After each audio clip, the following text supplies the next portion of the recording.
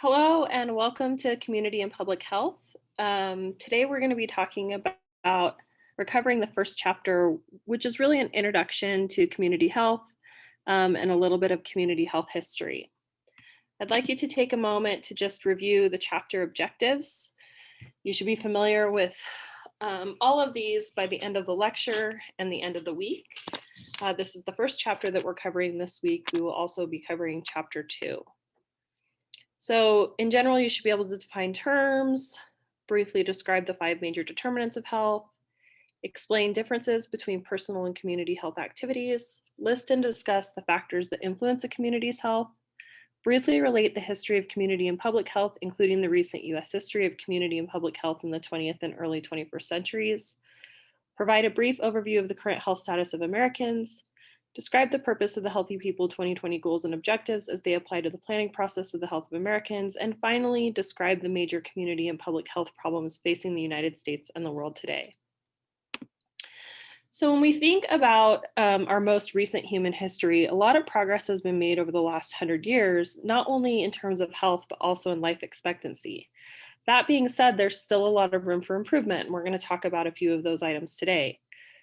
Achievement of good health is a worldwide goal for the 21st century. So when we think about good health, we think about the absence of disease, strong influences like social determinants of health being modified as much as possible, as well as removing health disparities. And really that requires our individual actions to improve personal health and organize community actions. So just a few of the 20th century achievements in public health. The first is vaccination. Vaccination is something that's fairly recent, but we've been able to eradicate diseases like the measles, which again, we've seen kind of a repeat of now that people are choosing not to vaccinate. Motor vehicle safety, when we think about the way that we manage traffic, seatbelts, et cetera. Control of infectious diseases, the things that we understand about how viruses, bacteria, and pathogens are spread has really allowed us to take more control of those things so that we're not seeing unnecessary death from infectious diseases. We've seen a decline of deaths from CHD and stroke, so cardiovascular diseases and stroke. We've seen healthier mothers and babies, an increase in mother life expectancy, decrease in infant mortality. We have safer and healthier foods. A lot of those have come about because of the way that we now produce food and store food. We have safer workplaces. We have a greater understanding and ability to now manage family planning, unwanted pregnancies, STDs, et cetera. We've added fluoride to our drinking water, which has helped overall health. And then we finally have recognized tobacco use as a health hazard. So when we think about the definition of health, health can mean different things to different people. An official definition is the dynamic state or condition of the human organism that is multidimensional in nature, a resource for living, and results from a person's interactions with and adaptations to his or her environment.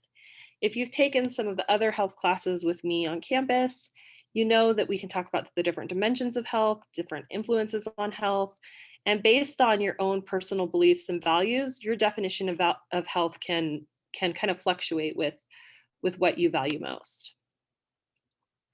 Our definition of a community is a group of people who have common characteristics. So these can be defined by location, so geographical area, or a country, a state, a county, our race, our ethnicity, our age, our occupation, interest in particular problems or outcomes, common bonds, can also include things like identity, how we identify ourselves, and gender. And a community is characterized by membership, common symbol system, shared values and norms, mutual influence, shared needs and commitment to meeting them, shared emotional connection. So any of these things can help characterize a community. It doesn't necessarily mean that a community has to be characterized by all of those listed. Other definitions that you'll need to know as we move forward in this course, the definition of public health. Those are the actions that society takes collectively to ensure that the conditions in which people can be healthy can occur. And that's its most inclusive term. We can think about public health in specific areas or in relation to specific health problems. Community health is the health status of a defined group of people and the actions and conditions to promote, protect, and preserve their health. And population health are the health outcomes of a group of individuals, including the distribution of such outcomes within the group.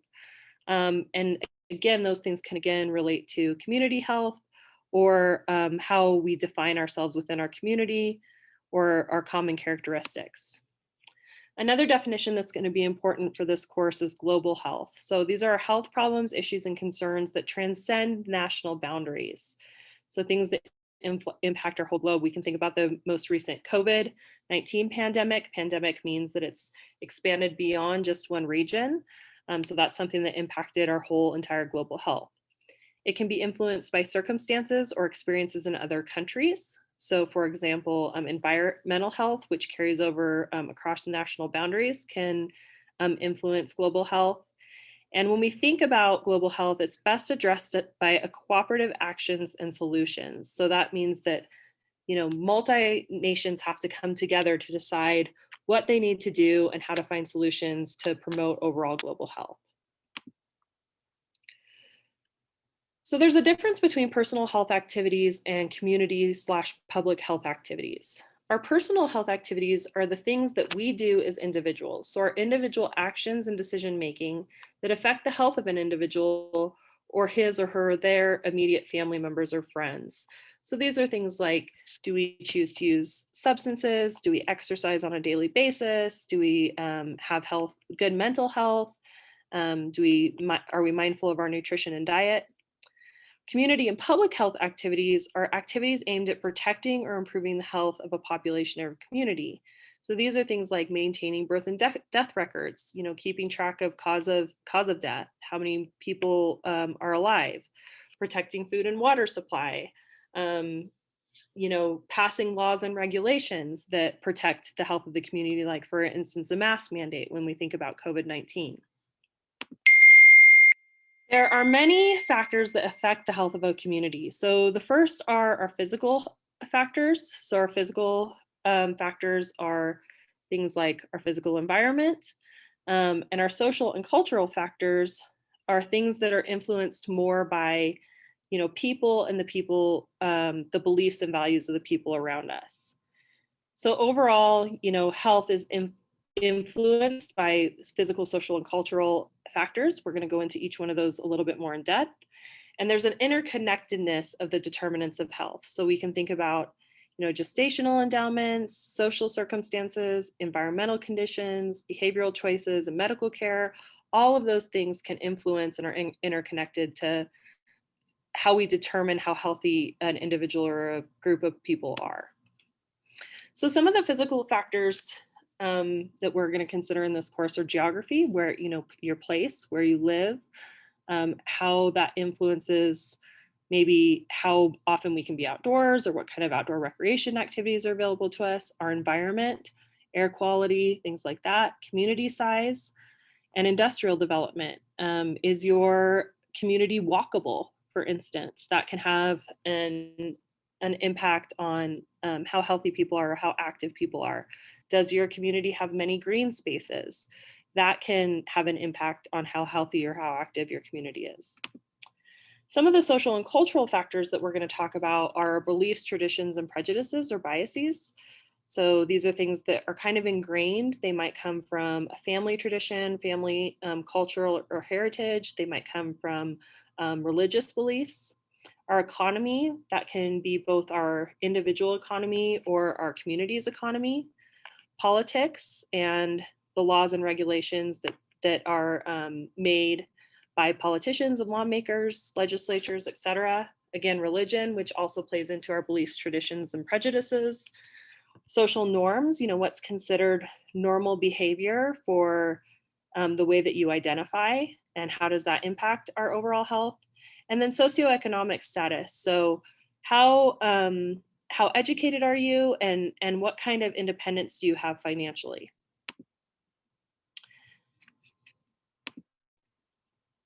Another topic that's going to be crucial over the course of this term is community organizing. So community organizing is the process through which communities are helped to identify common problems or goals, mobilize resources, and in other ways develop and implement strategies for reaching the goals they have collectively set.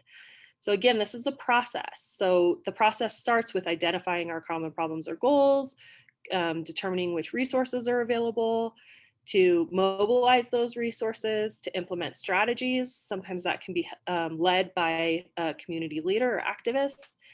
And again, the whole goal is to reach goals that the community has collectively set. It's not a science, but it's an art of consensus with a democratic process. So when you think about community organizing, it's so dynamic. There's so many moving parts, and it's influenced by all of the social and cultural factors, physical factors that we just addressed. And the best way that community organizing can move forward is through consensus within the group with buy-in from the community members. It's also influenced by our individual behavior. So it takes the concerted effort of many individuals to make a program work. We can think of the example of herd immunity. So the resistance of a population to the spread of an infectious agent based on the immunity of a high proportion of individuals. Again, I'm going to use COVID-19 as an example right now because it's so relevant to us. In order to reach herd immunity, we're going to need the vast majority of our population to receive the vaccine and be immunized. Once that occurs, the population has a high resistance to the spread of COVID, meaning that we have the ability to really go back to life as we knew it before, without having to take other precautions in order to prevent the spread of COVID. If we don't have herd immunity when we're thinking about COVID, and we'll talk more about this, in future sections in the course as well, then we can continue to see viruses, bacteria mutate. We can see the reemergence of things like measles, et cetera. So when we think about our history of community and public health, the history of community and public health has existed almost as long as the history of civilization. And it's important to understand the history of community and public health because knowledge of the past helps us better prepare for future community health challenges. So we can think again about our recent community health challenge, COVID-19, and we can look back to the flu pandemic of 1918. What did we learn from that? What did we learn about the spread of infection? And how can we best prevent those kinds of spreads or an endemic becoming a pandemic in the future? Our earliest civilizations did have community health practices, but they went unrecorded. So they could have involved things like taboos, rites, and spiritual beliefs. Somebody might go to see the witch doctor. I'm sure you've heard about human sacrifice in order to promote the health of communities. But archaeological evidence of community health activities date back to around 2000 BC. In the 18th century, populations and the history of people and the human race changed because we were characterized by our industrial growth. What happened as part of that industrial growth is that cities became overcrowded, water supplies became inadequate and unsanitary, we had problems with our trash, our waste, and workplaces became unsafe because, again, we were bringing in this heavy machinery and we mechanized many of the things that we'd done, through more manual processes in the past. In 1796, Dr. Jenner demonstrated the process of vaccination against smallpox.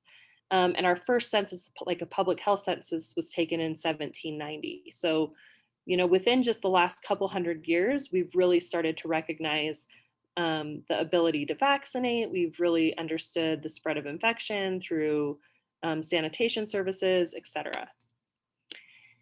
In the second half of the 19th century, we saw some epidemic problems in major cities, like the London cholera epidemics. And we'll talk about Dr. John Snow and how his work influenced that. There were many scientific discoveries. We'll talk more in detail too, moving forward, about the 1850 Shattuck Report and the 1850 modern era of public health begins, really as a result of understanding the importance of public health and life expectancy overall. You'll see in your course resources that you also have a history of public health document linked, so you can review that document for more information on each one of these things. At the beginning of the 20th century, in the year 1900, life expectancy was less than 50 years. And the leading causes of death at that time were communicable diseases, so highly preventable when we're thinking about, if we can control the spread of a disease, we could really increase life expectancy. Another leading cause of death was vitamin deficiency and poor dental health, which is really common in slums. From 1900 to 1960, we saw the health resources development period. So we saw the growth of healthcare facilities and providers. There was a reform phase from 1900 to 1920. In the 1920s, we really started to recognize the importance of not only healthcare facilities, but how to prevent and support infrastructure that prevented the spread of communicable disease. We saw the Great Depression and World War II, which obviously had a great impact on overall health because it influenced socioeconomic status as well as disease spread. And then finally, post-war years, this area of recovery and kind of renewal, where do we want to go from here? Which led to the period of social engineering, 1970 to 1973. At this point, the federal government in the US became active in health matters. And at that point, like around 1965, Medicare and Medicaid was established. We saw improved standards in health facilities, and an influx of federal dollars accelerated the rate of the increase in cost of healthcare. So the federal government started investing really in healthcare, but as a result of that, we also saw an increase in the cost of healthcare. And then we're currently in the period of health promotion, 1974 to now. We've identified that premature death is traceable to lifestyle and health behaviors. The Healthy People publication was established. We're going to talk about Healthy People 2020. Healthy People 2030 has now been rolled out, so we can talk about how that continues to evolve as we move forward. MAP-IT was created, and then we also created the National Prevention Strategy. And again, I try to keep these videos brief. I know that everybody's watching them online and attention spans could be short, but take time to review your text and make sure that you're familiar with each one of these points. In the 21st century, we saw healthcare delivery again really evolve and become commonplace. We've become more familiar with environmental problems, more familiar with lifestyle diseases. So how active are you? What kind of impact does that have on your overall health and life expectancy? Communicable diseases, again, disease spread, et cetera. We've become more familiar with alcohol and other drug abuse and its impact on health. Health disparities. So what are the differences between populations when all other variables are considered? Are there populations of people who have poor health, and what are the causes of those? So we'll talk in detail about health disparities in this class. Obviously, disasters and how we manage and plan for disasters, which ties into public health preparedness. World community and public health in the 21st century evolved to us understanding more about communicable diseases, understanding more about poor sanitation and unsafe drinking water, and really a global effort to help improve those things across the planet. We're still seeing problems with hunger and migration and health. So these are primary topics that we're going to really talk about as kind of the future of public health and issues that will need to be addressed, in the current and future generations. Again, we've had really great health achievements throughout the 21st century. We've seen a reduction in child mortality. We have prevented death through vaccination. We've increased access to safe water and sanitation. We have malaria control and prevention measures. We have prevention and control measures for HIV and AIDS, the same for tuberculosis. We're learning how to control neglected tropical diseases and are able to do that. Tobacco control, as far as understanding the negative health consequences and public health efforts to reduce the use of tobacco, global road safety, transportation safety, et cetera, and improved preparedness and response. So some questions for you to consider, and these will tie into your first assignment. First, how do you define health? So you can go back to the original slide, look at the official definition of health, and you may feel that that is all inclusive for you and your beliefs and practices, or that maybe you feel that, your health is more spiritual or your health is more physical. How can understanding the history of community health efforts better help today's planning? So why is it important to understand this moving forward, especially if you're interested in community health? How can healthy people documents affect health outcomes? So again, we're going to become familiar with those. And then what role does the United States play in world health planning?